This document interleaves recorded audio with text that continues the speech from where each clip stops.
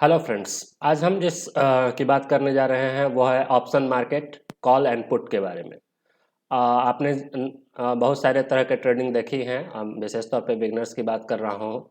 Trading तो लगातार लोग करते आ रहे हैं, मुझसे कई सारे सीनियर लोग हैं, वर्षों से करते आ रहे हैं। लेकिन बिगनर्स के लिए कुछ कुछ काम मैं और मेरे जैसे कई सारे लोग करते रहते हैं। तो उनके लिए हम लोग आज जिस विषय की चर्चा करने वाले हैं वो है ऑप्शन मार्केट। जैसे आपने जब भी आप कोई खोलेंगे, डैशबोर्ड खोलेंगे किसी भी स्टॉक मार्केट से रिलेटेड किसी भी डीमैट ट्रेडिंग अकाउंट के वॉलेट को, तो आप देखेंगे उसमें एक फ्यूचर एंड ऑप्शन का एक कॉलम होता है। तो उसके बारे में आज हम लोग समझने वाले हैं कि फ्यूचर एंड ऑप्शन क्या होता है, ऑप्शन मार्केट क्या होता है, कॉल क्या होता है, पुट क्या होता है। तो ऐसे सामान्य तौर पे अगर हम लोग इसकी बात करें तो हम लोग पहले समझ लें कि जैसे क्या होता है कि एक होता है इंश्योरेंस सेलर और एक होता है इंश्योरेंस बायर। तो इंश्योरेंस बायर क्यों होता है? जैसे इंश्योरेंस बायर इंश्योरेंस बाय इसलिए करता है क्योंकि उसने कहीं अपना बड़ा निवेश कर रखा है। जैसे अगर हम लोग टर्म इंश्योरेंस की बात करें, लाइफ इंश्योरेंस की बात करें, तो वो चाहता है कि उसको एक सिक्योरिटी मिले। तो उसके लिए वो क्या करता है? इंश्योरेंस खरीदता है। अब इसको ऐसे समझ ले कि मैंने 10-50 लाख का स्टॉक खरीद कर रखा हुआ है शेयर मार्केट में। और ये शेयर मार्केट काफ़ी वोलेटाइल है, अप डाउन होते रहते हैं। तो कई बार क्या होगा कि ये 50 लाख का वैल्यू घटकर हो सकता है 40 लाख हो जाए, 30 लाख हो जाए, इस तरह से घटने लगता है। तो उस चीज़ को हम लोग सिक्योर करने के लिए हम लोग क्या करते हैं कि उस लॉस को हेज करने के लिए हम लोग ऑप्शन मार्केट में जाते हैं। और क्या करते हैं कि अगर मेरा जो वैल्यू है, स्टॉक का वैल्यू है, वो गिरने वाला है, तो उस स्थिति में हम लोग क्या करते हैं, ऑप्शन मार्केट में कुछ इन्वेस्ट करते हैं एक प्रीमियम अमाउंट पे करके, और अपने ऑप्शन को अपने स्टॉक को सिक्योर करते हैं कि अगर उधर लॉस होगा तो इधर प्रॉफिट होके वो कंपनसेट हो जाएगा। तो ये सिचुएशन दोनों स्थिति में हो सकता है। अगर हम मार्केट में बुलिश हैं तो हम लोग क्या करते हैं कि अपने आप को सिक्योर करने के लिए पुट ऑप्शन खरीद लेते हैं। अगर हम मार्केट में बेयरिश हैं, बेयरिश रहे हैं लगातार, तो हम अपने आप को सिक्योर करने के लिए कॉल ऑप्शन खरीद लेते हैं। तो ये सारी चीज़ें हैं। तो एक क्या हो गया, एक इंश्योरेंस का बायर हो गया या ऑप्शन का बायर हो गया। दूसरा क्या होगा, जाहिर सी बात है कोई खरीदने वाला होगा तो कहीं ना कहीं कोई बेचने वाला होगा। तो दूसरा पार्टी ऑप्शन का सेलर हो गया। अब क्या है कि हम एज ए इन्वेस्टर, आप एज ए इन्वेस्टर ऑप्शन को बाई भी खरीद कर सकते हैं और ऑप्शन को सेल भी कर सकते हैं। और इसके पीछे जो डिमांड और सप्लाई का रोल होता है, वो आप ऑप्शन सेलर को भी कई बार नुकसान देता है, ऑप्शन बायर को भी कई बार नुकसान देता है। बिल्कुल उसी तरह से जैसे अगर मान लीजिए कि 50,000 रुपया देकर मैंने 1 करोड़ का टर्म इंश्योरेंस खरीदा हुआ है, तो अगर वो पार्टी मर जाता है तो मेरा 50,000 के बदले हम मुझे 1 करोड़ देना पड़ सकता है। और अगर वो जिंदा रहता है तो उसके 50,000 डूब गए और मेरा 50,000 हो गया। तो इसी प्रकार से बिल्कुल ऑप्शन मार्केट काम करता है। तो इसको डिटेल्स में हम लोग आज समझेंगे कि ऑप्शन मार्केट क्या होता है, कॉल क्या होता है, पुट क्या होता है, सेलर कौन होते हैं, राइटर कौन होते हैं, डिमांड कैसे काम करता है, सप्लाई कैसे काम करता है। इन सारी चीज़ों को आज हम लोग समझने वाले हैं। तो हम लोग आगे बढ़ते हैं और इन चीज़ों का डिस्कशन करते हैं। आप लोग वीडियो में बने रहिए। इससे पहले मैं बार बार आपसे रिक्वेस्ट करता हूं कि आप सब्सक्राइब करें ताकि हमें हिम्मत मिलती रहे कि हम आगे भी इस प्रकार का कुछ बनाकर लेकर आते रहें आपके लिए। चलिए सब्सक्राइब कर लीजिए। अब सबसे पहले क्या है ऑब्जेक्टिव्स ऑप्शन मार्केट का, तो उसको हम लोग देख लेते हैं। तो उसमें हम लोग पाएंगे कि ऑप्शन मार्केट में जो है सबसे महत्वपूर्ण चीज़ होता है, understand the characteristic of call and put option. सबसे पहले हम लोग को क्या होगा, कॉल और पुट ऑप्शन को जानना है। दूसरा हम लोग इस चीज़ में इसमें क्या चर्चा करने वाले हैं, इंडेक्स ऑप्शन का यूज़ कैसे होता है। और तीसरा जो पॉइंट है वो be able the implement covered call and protective put strategy, covered call and protective put strategy. ये आप एक पॉइंट देख रहे हैं, कवर्ड कॉल क्या होता है। दूसरा एक पॉइंट देख रहे हैं, प्रोटेक्टिव पुट स्ट्रेटजी क्या होता है। तो इन सारी चीज़ों की हम लोग इसमें चर्चा करेंगे। तो आगे बढ़ते हुए हम लोग ज़्यादा समय न लगा के हम लोग और आगे बढ़ते हैं और ऑप्शन मार्केट को पहले समझ ले, क्या है कॉल ऑप्शन, क्या है पुट ऑप्शन। तो सबसे पहले तो क्या है, derivative securities, value is derived और stems from changes in the value of some other assets. क्या होता है कि ऑप्शन में क्या या शेयर मार्केट में हम लोग क्या देखें, किसी भी वस्तु को जब हम खरीदते हैं, किसी भी स्टॉक को जब हम खरीदते हैं, तो उसके प्राइस में लगातार चेंजेज आते रहते हैं।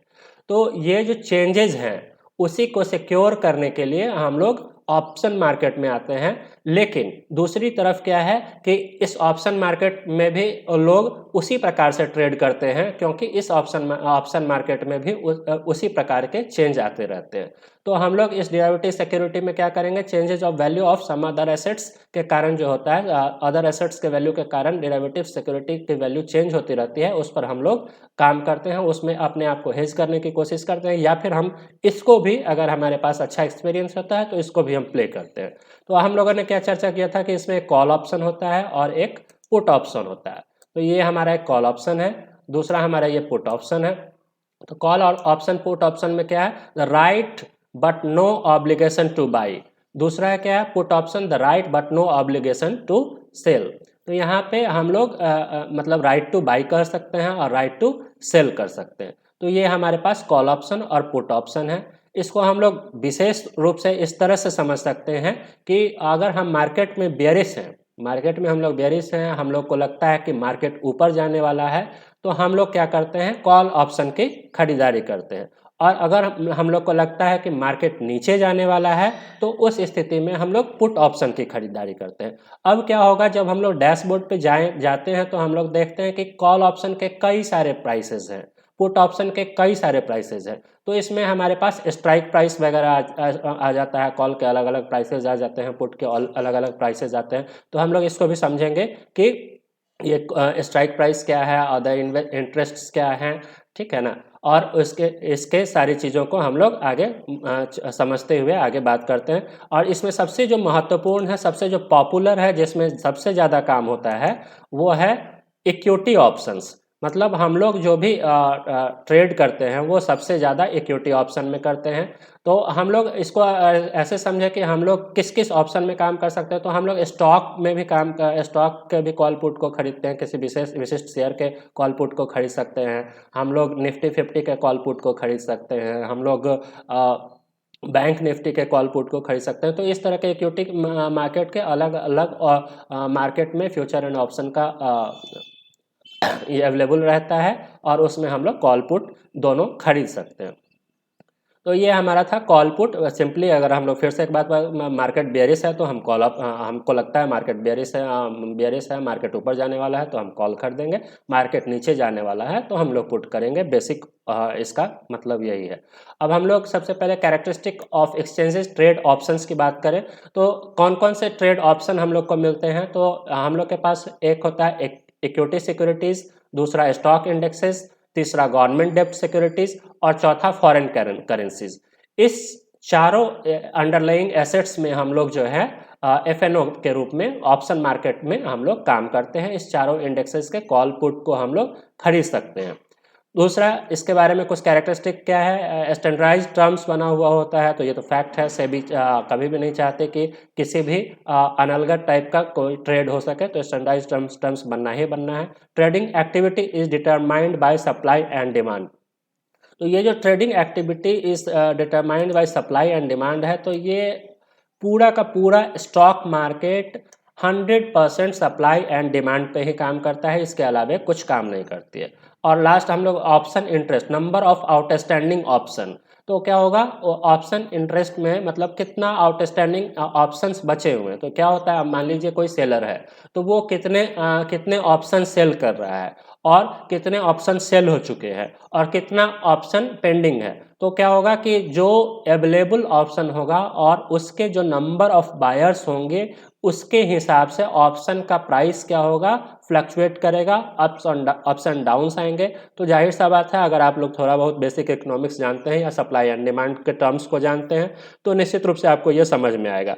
अगर नहीं समझ में आता है तो सप्लाई एंड डिमांड से रिलेटेड हमने एक वीडियो बना रखा है, हमारे इसी चैनल पे है, तो उसे आप देख सकते हैं।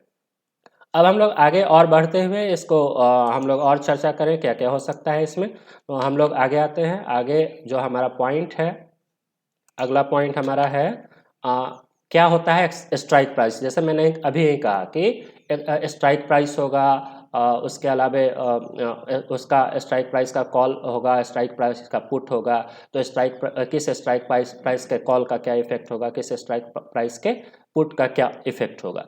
तो सबसे पहले तो स्ट्राइक प्राइस क्या होता है, तो इसे एक्साइज प्राइस भी कहते हैं, प्रॉमिस्ड और pre determined price for underlying assets. इसको हम लोग सिंपली ऐसे समझ ले कि अगर मान लीजिए कि निफ्टी अभी 18,500 पर चल रहा है, तो अगर हम लोग मार्केट में बुलिश हैं तो हम लोग ये मान के चलेंगे कि 18,600 पे जा सकता है, 18,700 पे जा सकता है, 18,800 पे जा सकता है, 18,900 पे जा सकता है। अगर हम लोग मार्केट में बेयरिश हैं तो हम लोग ये सोच सकते हैं कि 18,500 के बदले ये 18,400 पे आ जाएगा, 18,300 पे, 18,200 पे, इस तरह से ऊपर भी कई सारे सीरीज में बढ़ता जाएगा और नीचे भी कई सारे सीरीज में बढ़ता जाएगा। तो ये जो अलग अलग प्राइस है, एक वेरिएशन पे 100 के डिफरेंस पे या 50 के डिफरेंस में, तो इस प्राइस को हम लोग स्ट्राइक प्राइस कहेंगे। अब हम लोग एज्यूम करते हैं कि 18,500 है और हम मार्केट में बुलिश है, तो हम लोग मार्केट में कितने बुलिश है? अब मार्केट में हम लोग बुलिश है तो हम लोग ये मान के चलेंगे 18,600 जा सकता है। जो मार्केट में बहुत ज़्यादा बुलिश है उसको लगता है नहीं, 18,000 के बदला सीधे 19,000 चला जाएगा। उसी प्रकार से बेयरिश है तो वो सब उसको लगता है कि 18,500 था तो 18,400 चला जाएगा, या कोई सोचता है 18,100 चला जाएगा। तो ये अलग अलग स्ट्राइक प्राइस है। तो जिसकी जो एक्सपेक्टेशंस हैं स्ट्राइक प्राइस की, उस स्ट्राइक प्राइस के प्रीमियम को वो परचेज करेगा और उस स्ट्राइक प्राइस के प्रीमियम को ही हम लोग ऑप्शन कहेंगे। अब क्या होगा कि अब हर स्ट्राइक प्राइस पे जब आप डैशबोर्ड पे जाएंगे तो देखेंगे कि हर स्ट्राइक प्राइस में क्या है, हर स्ट्राइक प्राइस के लिए कॉल ऑप्शन भी है और हर स्ट्राइक प्राइस के लिए पुट ऑप्शन भी है। तो अब मान लीजिए कि हम मार्केट में बुलिश है 18,500 के ऊपर का हम ये कर रहे हैं, तो उसमें सिर्फ कॉल होना चाहिए, पुट नहीं होना चाहिए। उसी तरह हम 18,500 के नीचे वाले स्ट्राइक प्राइस को सेलेक्ट कर रहे हैं तो उसमें सिर्फ पुट होना चाहिए, कॉल नहीं होना चाहिए। तो इसके लिए कुछ और कॉन्सेप्ट काम करता है, तो उसको हम लोग समझ लेते हैं। अब हम लोग जैसे 18,500 को हम लोगों ने लिया है, तो 18,500 में की बात करें तो इसके लिए 3 नए टर्म्स हमारे पास आ रहे हैं। 18,500 का जो अमाउंट होगा उसको हम लोग एट द मनी कहेंगे। At the money means when option price equals current market price is underlying assets, मतलब एकदम बराबर है जो अमाउंट ले रहे हैं और उसी अमाउंट की बात करें तो उसको हम लोग क्या बोल देंगे, एट द मनी बोलेंगे। दूसरा, in the money when the strike price is less more than the market price of the underlying asset for a call. अब किसी कॉल के लिए क्या होगा, एट द मनी क्या होगा, सॉरी इन द मनी क्या होगा, मतलब स्ट्राइक प्राइस से नीचे होगा, मतलब 18,500 के नीचे वाला जो प्राइस होगा वो क्या होगा, मतलब 18,400, 18,300, 18,200, ये सब क्या होगा, ये इन द मनी कहलाएगा। व्हेन द स्ट्राइक प्राइस, अब हम लोग दूसरा जो बात कर रहे हैं आउट ऑफ मनी की, when the strike price is more less than the market price of the underlying asset for call और पुट। तो क्या है, जब 18,500 के ऊपर होगा तो उसको हम लोग क्या कहेंगे, आउट ऑफ मनी कहेंगे। आउट ऑफ मतलब 18,500 मतलब एट द मनी क्या हो गया, सेम प्राइस हो गया। उससे नीचे अगर स्ट्राइक प्राइस को अगर हम लोग कवर कर रहे हैं तो उसको हम लोग इन द मनी बोलेंगे। उसके ऊपर के स्ट्राइक प्राइस को अगर हम लोग कवर कर रहे हैं तो उसको आउट ऑफ मनी बोलेंगे। 18,500 के ऊपर 600 वाला आउट ऑफ मनी हो गया, 400 वाला इन द मनी हो गया। तो ये हमको लगता है कि आप लोग समझ गए। अब हम लोग फिर आगे बढ़ते हैं। In the money, of the money के बाद जो हमारा अगला पॉइंट है वो क्या हो गया, अब इस हर स्ट्राइक प्राइस के लिए क्या होगा, एक रेट होगा जिसको हम लोग क्या बोलेंगे, ऑप्शन प्रीमियम बोलेंगे। अब इसमें आप लोग जब डैशबोर्ड पे देखेंगे, अभी हम लोग डैशबोर्ड पे नहीं जा रहे हैं क्योंकि हम लोग कंप्लीट थ्योरी की बात कर रहे हैं, तो डैशबोर्ड पे देखेंगे तो आप पाएंगे कि जो 18,500 अमाउंट हम लोग लगातार लेके चल रहे हैं उसका जो नियरेस्ट अमाउंट होगा, जैसे 18,500 के बाद अगर 18,600 है और 18,700 है तो ज़्यादा एक्सपेक्टेशन किस पे है, पहले वो 600 पे जाएगा, 700 पे पहुंचेगा या नहीं पहुंचेगा, 800 पे पहुंचेगा नहीं पहुंचेगा, ये नहीं कह सकता है अगर मार्केट कॉल मतलब बेयरिश बुलिश है। तो तो क्या हो गया कि 18,500 से 18,600 जाना ज़्यादा आसान है 18,900 के बनिस्बत।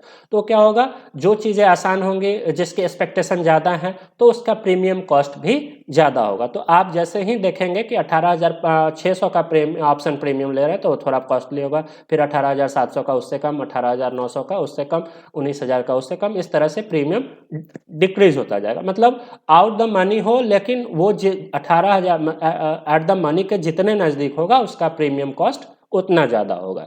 उसी प्रकार से अगर हम लोग नीचे की बात करें, अगर हम मार्केट में बेयरिश हैं तो उस स्थिति में भी यही चीज़ें होने वाली है। उस स्थिति में क्या होगा, अब 18,500 के जस्ट नीचे 18,400 है, हम लोग मार्केट में बेयरिश हैं तो हम लोग मानते हैं 18,400 जाएगा, लेकिन 18,000 जाने में उसको लंबा समय लगने वाला है। तो अब क्या होगा कि 18,400 का जो प्रीमियम अमाउंट होगा वो कंपैरेटिवली ज़्यादा होगा 18,000 के बनिस्बत। ये समझ गए। अब इसमें अब हम लोग एक चीज़ बीच में आया क्या, 18,500 से 400 में जल्दी जा सकता है, 18,000 में 500 से 18,000 में ज़्यादा टाइम लगने वाला है। तो एक चीज़ और सामने में आ गई कि यहाँ एक प्राइस के साथ साथ एक और इम्पॉर्टेंट चीज़ होता है, वो टाइम। टाइम की अगर हम लोग बात करें तो इसमें आप देखेंगे और फ्यूचर ऑप्शन में आपके पास एक्सपायरी डेट होता है, ठीक है। तो उसकी बात हम लोग बाद में करेंगे। सबसे पहले हम लोग क्या बात करने वाले हैं कि टाइम फ्रेम में, किस टाइम फ्रेम में क्या होने वाला है। तो ऑप्शन का प्रीमियम जो होगा वो शेयर के या उस मतलब जिस भी इसमें हम लोग ट्रेड कर रहे हैं, जैसे हम लोग निफ्टी में ट्रेड कर रहे हैं, निफ्टी 50 में ट्रेड कर रहे हैं ऑप्शन, फ्यूचर एंड ऑप्शन के, तो उस प्राइस के इंट्रिंसिक वैल्यू और टाइम वैल्यू दोनों को कंपेयर करके ही प्रीमियम बनेगा। क्योंकि अब मान लीजिए कि अगर हम जैसे अगर हम सिंपली इसको थोड़ा सा हम लोग डिस्कस कर ही लेते हैं। जैसे क्या होगा कि अगर हम लोग किसी भी फ्यूचर ऑप्शन मार्केट में ऑप्शन परचेज करते हैं तो हर ऑप्शन की जो एक्सपायरी होती है वो थर्सडे को होती है। अब मान लीजिए कि किसी व्यक्ति ने फ्राइडे को खरीदा और किसी व्यक्ति ने थर्सडे को सुबह में खरीदा, तो थर्सडे को सुबह में जो व्यक्ति खरीदेगा वो मुश्किल से 4 से 5 घंटे के लिए किसी प्रीमियम को खरीद रहा है, वो 4 से 5 घंटे की सिक्योरिटी ले रहा है, और एक जो फ्राइडे को खरीद रहा है वो 8 दिन की सिक्योरिटी ले रहा है। उसी तरह से अब क्या होता है कि हर वीकेंड पे थर्सडे को ये ऑप्शन मार्केट एक्सपायर होने वाला है, तो कई लोग क्या होते हैं 1 महीने के का जो है ऑप्शन खरीद लेते हैं। तो आप जितने लंबे टाइम पीरियड का ऑप्शन खरीदेंगे उतना ही प्रीमियम कम होगा, और जितना नज़दीक चले जाते रहेंगे उतना ही प्रीमियम आपको महंगा हो सकता है। तो एक टाइम फैक्टर भी इस पर काम करता है, एक्सपायरी डेट्स भी काम करता है। इसको हम लोग क्या बोलते हैं, लिप्स बोलते हैं, long term equity anticipation securities. मुझे लगता है आप ये समझ गए होंगे। अगर इसको नहीं समझते होंगे तो आप थोड़ा सा इंश्योरेंस को भी अगर याद करेंगे तो वो आपको समझ में आ जाएगा। जैसे इंश्योरेंस मार्केट में क्या होता है, एज फैक्टर काम करता है। किसी बच्चे का अगर आप इंश्योरेंस करें तो बहुत कम प्रीमियम लगने वाला होता है, और किसी 40, 45, 50 वर्ष के व्यक्ति का इंश्योरेंस करेंगे तो प्रीमियम ज़्यादा, क्योंकि यहाँ भी क्या काम करता है, यहाँ भी वही एक्सपायरी काम करता है। तो इस तरह से हम लोग प्राइस डिटर्मिनेशन करते हैं ऑप्शन प्रीमियम की। चलिए, हमें लगता है कि इस बात को आप समझ गए होंगे। अगर नहीं समझे तो कमेंट सेक्शन में बताएंगे। अभी हम लोग तत्काल आगे बढ़ते हैं। अब हम लोग ऑप्शन कॉन्सेप्ट्स कैसे काम करते हैं, ऑप्शन कॉन्सेप्ट में क्या क्या काम होता है। तो सबसे पहले क्या होता है, हम लोगों ने पहले ही बताया कि हम लोग ऑप्शन जो बेसिक मतलब हमारे सेबी के द्वारा या फिर जो हमारे शेयर की संस्थाएं हैं उनके द्वारा जो ऑप्शन कॉन्सेप्ट लाया गया वो एक्चुअल में लाया गया था आपके सिक्योरिटी को के लिए। लेकिन वहीं दूसरी तरफ क्या हो गया, ऑप्शन जो है वो भी ट्रेडिंग का एक पार्ट हो गया। तो खैर हम लोग सबसे पहले ऑप्शन का कॉन्सेप्ट क्या है, तो पहला क्या है, हेज्ड पोजीशन। हम लोग क्या करते हैं, अपने रिस्क मैनेजमेंट के लिए, आपने जो हमने पहले शुरू में ही चर्चा की कि हम लोगों ने अगर 50 लाख का शेयर खरीद रखा है, वो हो सकता है कि गिरकर बहुत नीचे आ जाए, तो उस रिस्क को कम करने के लिए हम लोग क्या करते हैं, अपने पोजीशन को हेज करने की कोशिश करते हैं, और हम लोग उसके लिए एक इंश्योरेंस खरीद लेते हैं। और वो ऑप्शन तो हेजिंग पोजीशन के लिए यह मुख्य रूप से काम करता है, हमारे रिस्क को कम करने के लिए काम करता है, लॉस को ऑफसेट करने के लिए काम करता है। ये हमारा एक था। दूसरा क्या है, स्पेक्युलेटिव पोजीशन, जो हम लोग दूसरी बात कर रहे हैं कि हम लोग क्या करते हैं, इसमें ट्रेड करने लगते हैं। Option transaction to profit from the inherent riskiness of some underlying assets. तो हम लोग क्या करते हैं कि अब हम लोग को ये समझ में जिसको मार्केट समझ में आ जाता है कि अच्छा ये क्या होने वाला है, तो वो दूसरी तरफ यहाँ से भी कुछ पैसे उगाही करने की कोशिश करने लगते हैं। तो अभी जो हम लोग चर्चा कर रहे हैं, अभी हम लोग मुख्य तो जिनके पास 50 लाख करोड़ 10 करोड़ अगर उन्होंने इन्वेस्ट करके रखा है तो वो ज़्यादा बेहतर समझते हैं कि हेजिंग पोजीशन क्या है। हम लोग बिगनर्स की चर्चा कर रहे हैं, तो उनके लिए क्या है, हेजिंग पोजीशन तो बहुत इंपॉर्टेंट नहीं है, लेकिन उनके लिए स्पेक्युलेटिव पोजीशन बहुत इंपॉर्टेंट है, क्योंकि वो अभी पैसा कमाने आए हैं, पैसा निवेश करने नहीं आए हैं। तो वहाँ पे हम लोग को स्पेक्युलेटिव पोजीशन पे मतलब हम लोग को क्या करना है, ट्रेड करने की बात हम लोग कर रहे हैं। ट्रेड करके इससे अच्छी खासी अर्निंग करने की बात कर रहे हैं। तो वो लोग किस में रहेंगे, जो बिगनर्स हैं वो स्पेकुलेटिव पोजीशन में रहेंगे। अगर उनके पास कुछ इन्वेस्टमेंट है तो हेजिंग पोजीशन में भी रह सकते हैं। चलिए अब हम लोग आगे बढ़ते हैं। अब क्या क्या होता है ऑप्शन स्टाइल एंड सेटलमेंट, यह जो हमारा टॉपिक है ऑप्शन स्टाइल एंड सेटलमेंट। इस टॉपिक पर विशेष चर्चा ना करें, क्योंकि मुझे लगता है कि इसकी बहुत ज़रूरत नहीं। हम लोग सिर्फ सिंपली ऊपर के 2 पॉइंट्स की बात करते हैं। पहला क्या है, एक ऑप्शन होल्डर होता है और दूसरा एक ऑप्शन राइटर होता है। ऑप्शन होल्डर जिसको हम लोग ऑप्शन बायर बोल रहे हैं वो ऑप्शन बायर हो गया, ठीक है। और ऑप्शन राइटर कौन हो गया, जो ऑप्शन सेलर हो गया। अब क्या ऑप्शन बायर क्या होता है, लॉन्ग द ऑप्शन पोजीशन, वो चाहता है कि मतलब एक अच्छा पोजीशन उसको मिले। और ऑप्शन राइटर क्या होता है कि वो चाहता है कि पोजीशन लॉस में हो, क्योंकि जैसे ही पोजीशन शॉर्ट होगा तभी उसको बेनिफिट होगा। और ऑप्शन होल्डर ऑप्शन बायर को जब पोजीशन लॉन्ग होगा तो उसको बेनिफिट होगा। तो दोनों अपने अपने हितों की रक्षा करने में लगे होते हैं। चलिए अब स्टाइल इस में दो प्रकार का मार्केट है, एक अमेरिकन स्टाइल ऑप्शन है, दूसरा यूरोपियन स्टाइल ऑप्शन है। इन चीज़ों पर ये थ्योरेटिकल चीज़ें हैं, इनको हम लोग बात नहीं करें। एक हमारा लास्ट में contract side usually of 100 shares of stock, ये आपके लिए एक इम्पॉर्टेंट हो सकता है, क्योंकि जब भी हम लोग ऑप्शन मार्केट में ट्रेड करते हैं तो ऑप्शन मार्केट में सिंगल यूनिट नहीं बिकता है। हम लोग देखे होंगे, अगर हम लोग बैंक निफ्टी का परचेज करते हैं तो 25 का लॉट होता है, हम लोग निफ्टी 50 का परचेज करते हैं तो 50 का लॉट होता है, और हम लोग किसी विशेष कंपनी के ऑप्शन को बाई करते हैं तो 100 200 300 500 इस तरह से उसका एक लॉट होता है। और हम लोग को ऑप्शन का परचेज या सेल दोनों लॉट्स में करना पड़ता है। तो आपके पास क्या क्या चीज़ें आ गई, बायर हो गया, सेलर हो गया, ओपन इंटरेस्ट हो गया, कॉन्ट्रैक्ट साइज हो गया, एक्सपायरी डेट हो गया। इन सारे टर्म्स को आपको जानना बेहद ज़रूरी है। अगर आप इन टर्म्स को नहीं जान रहे हैं तो इस मार्केट में आप अगर घुसेंगे तो पक्का पक्का लॉस ही करने वाले हैं। चलिए हम लोग आगे बढ़ते हैं।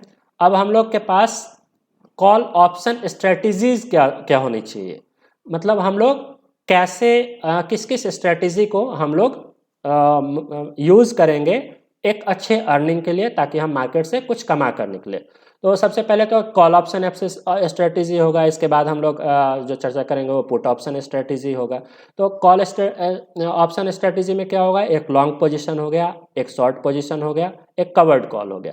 पहले हम लोग लॉन्ग पोजीशन की बात करते हैं। The right but no obligation to buy the underlying asset at the strike price for a limited period of time. हम लोग क्या करते हैं, कॉल ऑप्शन खरीदते हैं, ठीक है। लॉन्ग पोजीशन कौन करेगा, बायर करेगा, ठीक है। और एक टाइम पीरियड के लिए, एक एक्सपायरी डेट तक के लिए करते हैं, ठीक है। The right to buy stock of fixed price becomes more valuable as price of stock increases. अब क्या होता है, जैसे मान लीजिए कि हम लोगों ने किसी स्ट्राइक प्राइस के लिए 100 रुपये के प्रीमियम में कुछ खरीदा। अब जैसे जैसे अगर मान लीजिए कि हम मार्केट में बुलिश है और मार्केट भी मेरे पैरेलली बुलिश है, मार्केट भी अगर हम लोगों ने 18,600 का स्ट्राइक प्राइस खरीदा है और ये 18,600 की तरफ जा रहा है, तो हमारे 100 रुपये की वैल्यू क्या होगी, धीरे धीरे बढ़ती चलेगी। तो यही चीज़ हो गया। दूसरा क्या हो गया, शॉर्ट पोजीशन। शॉर्ट पोजीशन कौन करेगा, सेलर करेगा। Pay off mirror image as long position zero sum game. अब ये क्या चाहेगा, अब इसने सेल तो कर दिया है, लेकिन ये सेल करने के बाद ये मार्केट में बुलिश ऑप्शन के लिए प्रीमियम इसने बेचा है, लेकिन ये हमेशा चाहेगा कि मार्केट बेरिश हो। अगर बेरिश नहीं होगी तो इसका पैसा डूब जाएगा, इसे लॉस हो जाएगा। तो ये चीज़ आपको समझ में आ गई। कवर्ड के call, sell of a call option not a stock that is owned, मतलब आप क्लियर है कि यहाँ पर आपको कोई स्टॉक नहीं मिलता है, जैसे हम लोग ट्रेड करते हैं, हम लोग इंट्राडे में ट्रेड करते हैं या डिलीवरी में या पोजिशनल सेल करते हैं, तो हम क्या करते हैं, हम लोग कंपनी का स्टॉक खरीदते हैं। लेकिन हम लोगों ने यहाँ कोई स्टॉक नहीं खरीदा है, हम लोगों ने एक इंश्योरेंस खरीदा है, एक प्रीमियम दिया है, वो भी एक एक्सपायरी डेट के साथ। तो चलिए इस चीज़ को आप लोग समझ गए, कॉल ऑप्शन को समझ गए। इसमें जो सेलर होगा वो क्या करेगा, बायर होगा क्या वो क्या करेगा। अब हम लोग पुट ऑप्शन स्ट्रेटेजी बिल्कुल उसी प्रकार से है। इसमें भी लॉन्ग पोजीशन कौन बनाएगा, बायर बनाएगा। शॉर्ट पोजीशन कौन बनाएगा, सेलर बनाएगा। दोनों की अपनी अपनी एक्सपेक्टेशन होंगी। जो सेलर होगा वो चाहेगा कि मार्केट कॉल ट्रेंड में जाए, और जो बायर होगा वो चूंकि उसने पुट परचेज किया है तो वो चाहेगा कि मार्केट पुट ट्रेंड में जाए। और इसमें भी बिल्कुल इंश्योरेंस की तरह दोनों दोनों अपना अपना रोल, अपना अपना इंटरेस्ट तय करेंगे। अब एक ये बोले कि किसी भी व्यक्ति के लिए बेस्ट ऑप्शन होता है कॉम्बिनेशन में काम करते हैं। कॉम्बिनेशन में काम करते हैं का सेंस कि आप समझ ले कि जैसे मान लीजिए कि हम बहुत श्योर नहीं है, या फिर हमने कॉल खरीदा हुआ है। अब इस मार्केट में क्या होता है, आप अगर 50,000 रुपया लेकर आए हैं तो 50,000 जीरो हो सकता है। 50,000 का 10% 20% नहीं घटेगा, 50% पूर्ण रूप से खत्म हो सकता है। तो ये क्या है, 100% रिस्क की मार्केट है। तो उसमें क्या होता है कि आप अपने रिस्क को सिक्योर करने के लिए आप क्या करते हो, एक बार में दोनों काम करते हो। आप बायर भी हो जाते हो, आप राइटर भी हो जाते हो। मतलब आप क्या करेंगे, आपने क्या किया, कुछ ऑप्शन खरीद के रखे हैं तो कुछ ऑप्शन आपने सेल भी कर दिया। आप एज ए बायर अगर कमा लिए तो अच्छा है, एज ए सेलर अगर कमा लिए तो अच्छा है। तो कहीं ना कहीं ये आप दोनों ऑप्शन को यूज करते हैं तो आप अपने लॉस को कंपनसेट कर पाते हैं। दूसरा ऑप्शन होता है बुल कॉल स्प्रेड और बुल पुट स्प्रेड। इसमें हम लोग क्या करते हैं, हम लोग क्या करेंगे कि हम लोगों ने जो भी मतलब हम लोग क्या करेंगे, दोनों। अब मान लीजिए कि मार्केट का हम लोगों ने कॉल ऑप्शन खरीद कर रखा है, तो हम लोग क्या करेंगे, कुछ अमाउंट से मार्केट का पुट ऑप्शन भी खरीद लेंगे। तो उसमें क्या होगा कि हम लोग नज़र रख पाते हैं कि अगर पुट जा रहा है तो चलो पुट अर्निंग दे रहा है, कॉल को पहले ही बेच कर निकल जाए। कॉल अच्छा जा रहा है तो हम लोग क्या करेंगे, पुट को पहले ही बेच कर निकल जाएंगे। तो हम लोग अपने लॉसेस को कंपनसेट कर पाते हैं। इसमें हमारा रिस्क कंपैरेटिवली कम हो जाता है। अब ऑप्शन प्राइसिंग की बात करें तो ऑप्शन प्राइसिंग की चर्चा एक्चुअली हम लोग पहले ही कर चुके हैं। ऑप्शन प्राइसिंग में आप लोगों को मैंने बताया दो चीज़ें इंपॉर्टेंट होती हैं। एक इंपॉर्टेंट क्या होता है, एक इंट्रिंसिक वैल्यू मीन्स जो स्ट्राइक प्राइस है, जो नियरेस्ट स्ट्राइक प्राइस होगा वो कॉस्टली होता है। दूसरा टाइम वैल्यू, आप टाइम फ्रेम पर मान लीजिए कि आप नेक्स्ट थर्सडे के लिए आप खरीद रहे हो तो उसका प्रीमियम कॉस्ट ज़्यादा होगा। लेकिन अगर आप पूरे 1 महीने के लिए आप खरीद रहे हैं किसी कॉल प्राइस को या पुट प्राइस को, तो उसका प्रीमियम प्राइस कम होगा। तो ये ऑप्शन प्राइसिंग कैसे किया जाता है, इस पर विशेष चर्चा हम लोग को करने की आवश्यकता बहुत नहीं है। हम लोगों ने ऐसे ही वीडियो बहुत ही लंबा कर लिया है। अब इसको हम लोग थोड़ा सा डैशबोर्ड पर जाकर देखेंगे कि डैशबोर्ड पे क्या क्या दिखता है, उसको एक बार हम लोग देख के और इस थ्योरी को समझने की कोशिश करेंगे, कहाँ कौन सी थ्योरी काम कर रही है। हम लोग चलते हैं अपने डैशबोर्ड पे। चलिए अब हम लोग आ चुके हैं अपने डैशबोर्ड पे। मैंने ग्रो ऐप के प्लेटफॉर्म को यूज़ किया हुआ है और इसमें दिखाते हैं। ये हमारे सामने एक इंडेक्स ऑप्शन खुला हुआ है, आप इंडेक्स ऑप्शन में देख रहे हैं। इंडेक्स ऑप्शन में क्या है, बैंक निफ्टी है, बैंक निफ्टी है। उसके बाद सॉरी, मैं इसके नीचे आता हूँ। यहाँ पे एक सेकेंड, आप मुझे लगता है कि कुछ मैंने गलत खोल दिया हुआ है। ये हम लोगों ने ऑप्शन चेन को खोल लिया। यहाँ पे आप देख रहे हैं हमारे पास क्या है, एक निफ्टी 50 है और दूसरा बैंक निफ्टी है। अब इसमें जैसे ही हम लोग देखेंगे, हम लोग किसी एक चीज़ को इसमें से ले लेते हैं। हम किसी एक चीज़ को अगर ले लें, निफ्टी को लेते हैं और इसके ऑप्शन चेन को ओपन करते हैं। ऑप्शन चेन को जैसे ही हम लोग ओपन करेंगे तो हम लोग इसमें कुछ टर्म्स पाएंगे, उसको हम लोग देखने की कोशिश करते हैं। थोड़ा विलम्ब हो रहा है। चलिए, ये आपके पास निफ्टी का ऑप्शन चेन खुल गया। अब सबसे पहले यहाँ आप देखेंगे, यहाँ पे एक प्राइस है। यहाँ ये जो प्राइस है इसको हम लोग क्या बोलेंगे, एट द प्राइस बोलेंगे। ठीक है, मतलब अभी वर्तमान रेट जो है 17,859 रुपया 45 पैसा का ये रेट अभी बैंक निफ्टी का चल रहा है। अब इसमें क्या है कि जो बुलिश होंगे मार्केट में जिन लोग का, तो वो क्या बोलेंगे, 17,859 है तो ये 17,000 900 जाएगा, 17,950 जाएगा, मतलब ऊपर की तरफ बढ़ता चला जाएगा। जो मार्केट में बेयरिश होंगे वो बोलेंगे घटता चला जाएगा। तो खैर ये आप कौन बुलिश है कौन बेयरिश है इसकी बात बाद में करेंगे। हम लोग अब देखिए हर स्ट्राइक प्राइस के बगल में, हम लोग हर स्ट्राइक प्राइस के बगल में अगर देखें तो यहाँ पे एक प्राइस दिया हुआ है, ये क्या हो गया, ये पुट प्राइस है। उसके अगर इस साइड में देखें तो ये एक और प्राइस दिया हुआ है, ये क्या है, कॉल प्राइस है। और अगर हम लोग देखें तो यहाँ पे एक और दिया हुआ है ओपन इंटरेस्ट है, और यहाँ पे भी ओपन इंटरेस्ट है। क्या है ये कॉल प्राइस पुट प्राइस, इसकी चर्चा हम लोग कर सकते हैं। ये हमारा, और ये हमारा क्या हो गया, ये स्ट्राइक प्राइस हो गए, ये सारे क्या हो गए, स्ट्राइक प्राइस हो गए। और हर स्ट्राइक प्राइस के बगल में पुट प्राइस और कॉल प्राइस और ओपन इंटरेस्ट है। तो ओपन इंटरेस्ट को पहले हम लोग बात करते हैं। ओपन इंटरेस्ट हो गया नंबर ऑफ कॉन्ट्रैक्ट्स, मतलब इस स्ट्राइक प्राइस के लिए कितने कॉन्ट्रैक्ट्स बेचे जा चुके हैं या कितने एग्रीमेंट्स बायर और सेलर के बीच में हो चुके हैं। उसी तरह से कॉल प्राइस में अगर हम लोग देखें तो इस कॉल प्राइस पे, इस प्रीमियम का इस स्ट्राइक प्राइस पे नंबर ऑफ एग्रीमेंट्स क्या है। तो आप एक चीज़ और एज्यूम कर सकते हैं, अगर मान लीजिए कि हमें बहुत नहीं समझ में आ रहा है तो नंबर ऑफ एग्रीमेंट्स को अगर हम लोग देखें कि नंबर ऑफ एग्रीमेंट्स क्या है, तो उस नंबर ऑफ एग्रीमेंट्स, मान लीजिए कि किसी भी प्रीमियम को अगर बहुत ज़्यादा लोग खरीद रहे हैं तो कहीं ना कहीं उनका स्टडी उसमें रहा होगा, तो वो आपको सपोर्ट कर सकता है आपको निर्णय लेने में। तो ये आप समझ गए कि क्या है ओपन इंटरेस्ट, कॉल प्राइस क्या है, जो आपको डैशबोर्ड पे दिखने वाला है, समझा तो मैं पहले ही चुका हूँ। स्ट्राइक प्राइस क्या है, पुट प्राइस क्या है, ओपन इंटरेस्ट क्या है, तो ये कुछ इसी प्रकार का आपको ये चीज़ें दिखेंगी। अब इसमें क्या है कि आप लोगों ने, मान लीजिए मुझे लगता है कि मार्केट जो है वो बुलिश है और मार्केट 17,859 के बदले 17,900 पे जाएगा, तो मैं इस कॉल प्राइस को सेलेक्ट कर लूँगा। जैसे ही मैं इस कॉल प्राइस को सेलेक्ट करूँगा तो मैंने पहले क्या बताया कि इसमें कई सारी चीज़ें और दिखेंगी। एक क्या दिखेगा, टाइम फ्रेम दिखेगा, ठीक है। तो टाइम फ्रेम में क्या होने वाला है नहीं होने वाला है वो हम लोग देखेंगे, और उस हिसाब से हम लोग को लगता है कि कॉल है तो इसको अब यहाँ लॉट्स देखिए आप, यहाँ पे आपको समझ में आएगा।